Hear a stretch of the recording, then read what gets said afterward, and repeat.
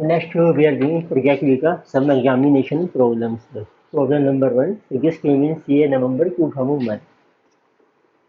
So in this case, total market value of equity share of और company, एक आपको company दी है और company,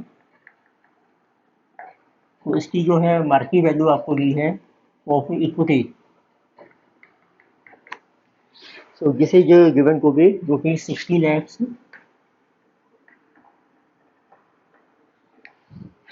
and total value of debt और debt की वैल्यू दी है आपको rupees 40 lakhs.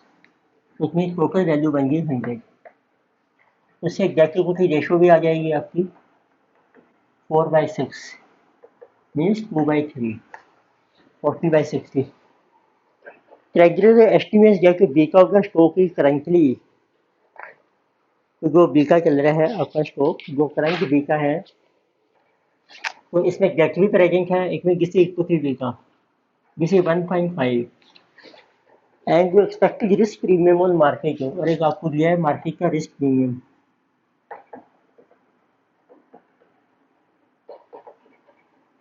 It is 10%. The treasury bill rate is 8%. T bill का रेट है जिसको हम कहते हैं RF, कहते हैं 8%. What is Bika company existing portfolio कैसे, तो आपने पहले निकालना है एसेट बीका, जिसका फार्मूला ट्राई कीजिए. इक्विटी बीका कोई डेट बीका है नहीं, तो 1 + डेट इक्विटी रेशो, उसको बना लीजिए आफ्टर टैक्स. इसमें टैक्स रेट भी नहीं है, बस यही रह जाएगा 1+. तो इक्विटी बीका आपको दिया है 1.5 अपॉन 1 + डेट इक्विटी रेशो है आपकी 2/3. इसका एलसीएम ले लीजिए 3 + 2 5/3 इंटू 3/5, जिसे जो 3/5, जिसे जो 0.9. Next, we are asking estimate the company cost of capital and discount rate for an expansion of company present business. फिर आपको cost of capital कैलकुलेट करनी है.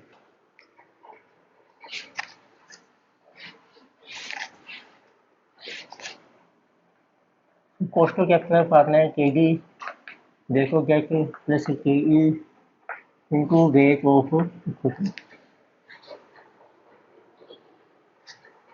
KD आप कैलकुलेट कर लीजिए. जैसे डेट बीका नहीं दी है, तो डेट बीका जो है आपका 0 है, जो क्वेश्चन साइनिंग होता है, इसका मतलब होता है कि डेट जो है आपका रिस्क फ्री है.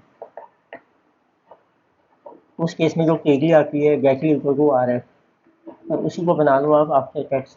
टैक्स भी नहीं है, तो RF है आपका 8%. तो पुट कर रखे हैं 8%. डेट है आपका 40%, 0.4. Cost to equity, cost to equity निकाल लेते हैं, इक्विटी बीका की है, तो KE आ जाएगी RF plus equity Bika into RM minus RF. तो RF is given 8, equity Bika is 1.5, risk premium है 23%. इसमें बुक करके हैं कि इक्विटी का रेट है 0.6, जिसे 3.2 प्लस 23 इंटू 0.6 13.8, दैट इज 17%. एक और फार्मूला भी हमारा KO का चलता है अल्टरनेटिवली. एक स्पेशल केस बनता है if debt is risk free. देखिए आपका डेट रिस्क फ्री है एंड और जो KD है आपकी वो है आपकी RF रेट. तो आप डायरेक्ट भी कैलकुलेट कर सकते हो. यानी KD KO is equal to what is our RF plus asset बीका. यहाँ पे आप एसेट बीका यूज कीजिए इनको RM माइनस RF, तो इससे डायरेक्ट KO आ जाएगा. जैसे वो KD निकल के ना पहले जब इक्विटी बीका लिखे हैं, पर एसेट बीका में जब KD आपका RF के इक्वल है. अब देखो फार्मूला इसमें RF ये 8, एसेट बीका आपने कैलकुलेट किया था अभी, 0.9 हमने कैलकुलेट किया था, और रिस्क प्रीमियम है आपका 10, दैट इज 17%। तो आंसर आपका सेम आ गया।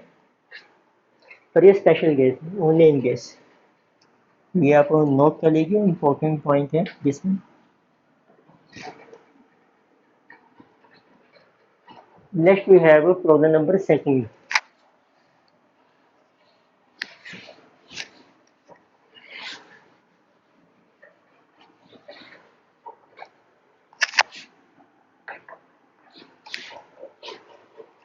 So this problem came CA May 2002।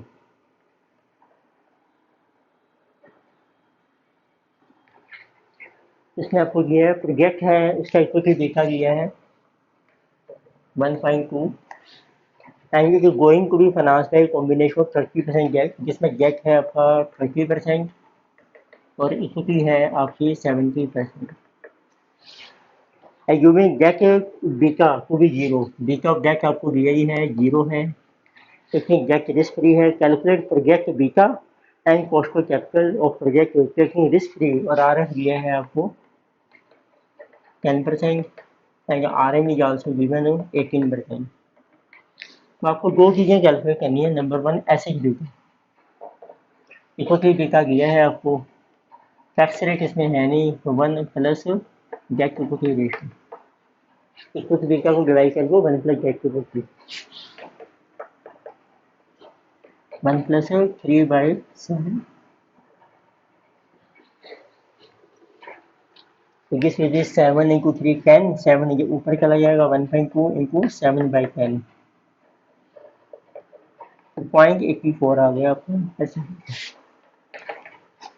और इसमें भी देखो आपका जो है डेट रिस्क फ्री है, और केजी क्या है, केजी फिर हम आर एफ को लेंगे, तो यही फार्मूला अप्लाई कर दो, डायरेक्ट केओ निकल जाएगा आपका, K O equal to R F plus asset beta, क्योंकि एसिड में दोनों आ रहे हैं, डेट भी आ रहा है इक्विटी भी आ रहा है, इनको R M minus R F. So RF is given, this is 10, acid beta 0.84, RM is 18 minus 10.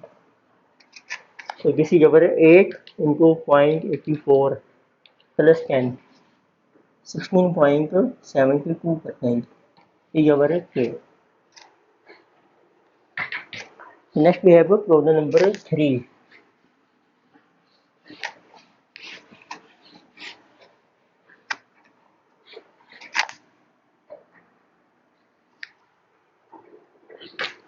तो एक्स कंपनी है 100% इक्विटी इन कैपिटल स्ट्रक्चर, एक एक्स कंपनी है, उसकी इक्विटी जो है वो है 100%, it means presently debt zero है, और इक्विटी बीटा है आपका 1.2, इसमें यही एसेट बीटा बन जाएगा क्योंकि 100% इक्विटी है आपकी। Now the firm is going for expansion of business by raising 9%। अब जो है company going for expansion, extension के लिए कंपनी जो है एक फंड रेज कर रही है 9% risk debt for market, so debt total capital will consist of. Extension के लिए हम फंड्स रेज कर रहे हैं, funds raise through debt, debt के through, and so debt total debt and total equity,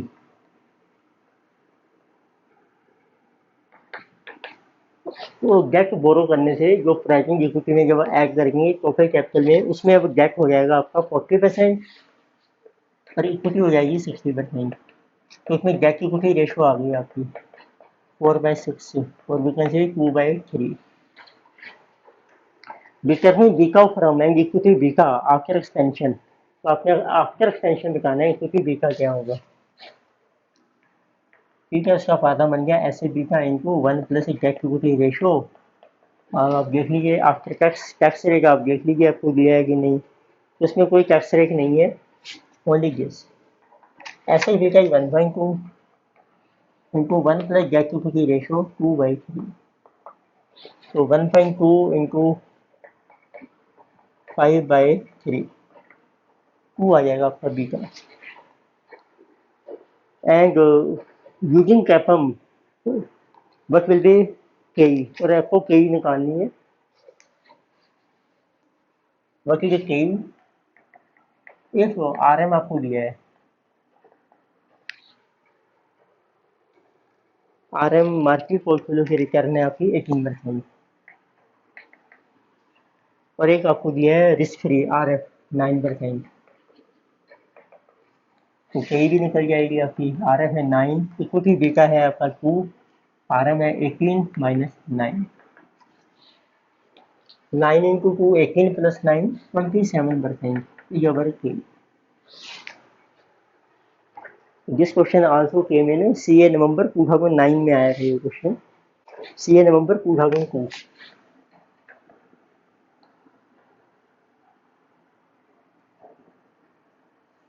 तो problem number 3। Next we have कोई और प्रॉब्लम है नंबर 4 लास्ट। तो this problem came in CA November 2002।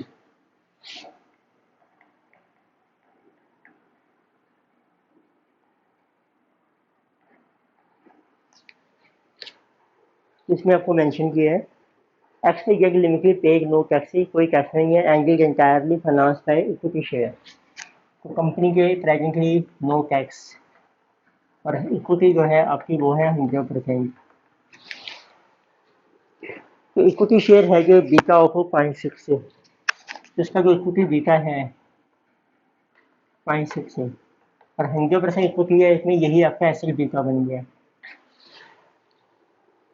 And price earning ratio 12.5 times price earning ratio है आपकी। Expected to price to offer an expected return, तो उससे कई आपको मिल रही है एक्सपेक्टेड रिटर्न, रिटर्न जिसकी इक्विटी की 20%। तो एक्चुअली ये कि now decide to buy back half of equity share. अब कंपनी ने डिसाइड किया है कि हाफ इक्विटी हम बाय बैक कर लेंगे, and by borrowing equal now, इसके लिए मनी बोरो कर लेंगे। इसमें जब आपको एक नई पोजीशन दी है, न्यू पोजीशन प्रपोजल, इक्विटी आपकी रह जाएगी हाफ, और एक डेट बोरो कर लेंगे हम 50%। If debt is risk free return, तो इसके ऊपर आपको मिलेगी risk free return, RF is 10%। तो डेट रिस्क फ्री है, इसका मतलब बीटा ऑफ डेट जो है वो 0 है। तो they are asking calculate beta of equity share after buyback, तो आपको इक्विटी का बीटा निकालना है आफ्टर बायबैक। ठीक है जी, देखो प्राइसिंग ऐसे बीटा है, तो पहले निकालते हैं इक्विटी बीटा आफ्टर बायबैक, उसका फार्मूला बन जाएगा ऐसे beta upon 1 plus debt equity ratio. Tax rate इसमें है ही नहीं, टैक्स ही 0%, इसलिए विदाउट टैक्स ले रहे हैं हम। ऐसे बीटा है 0.6 आपका upon 1 plus debt equity ratio बन जाएगी 1:1। तो सर इक्विटी बीटा निकालना है ना आपको, तो ये फार्मूला ये बन जाएगा इसमें, ऐसे बीटा ले आपको इनको 1 प्लस डेट इक्विटी रेशियो, ऐसे बीटा है 0.6 इंटू डेट इक्विटी रेशियो है 1, that is 1.2। Next we are saying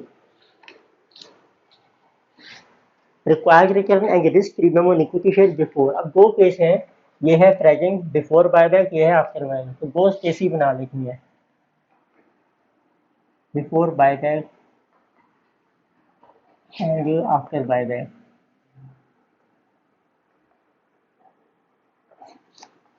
आपका इसको बीटा आ गया, ये है 0.6, दिस इज 1.2, यही भी दे रखी है आपको 20%। तो सेकंड में पूछा है रिक्वायर्ड रिटर्न कितना है, रिस्क प्रीमियम कितना है, तो नंबर बी रिक्वायर्ड रिटर्न को गई रखी है, रिस्क प्रीमियम निकल जाएगा।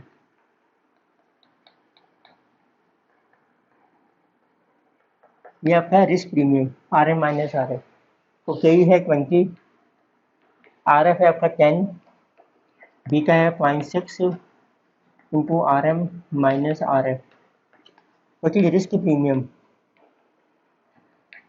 20 माइनस 10, 10 डिवाइडेड बाय 0.6, 16.67।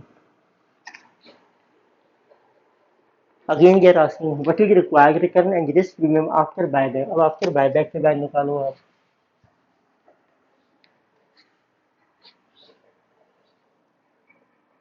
तो पहले के ही आ जाएगी आपकी, आ रहा था 10, तो सर बीटा चेंज कर दो 1.2, रिस्क प्रीमियम ये आ गया है 16.67,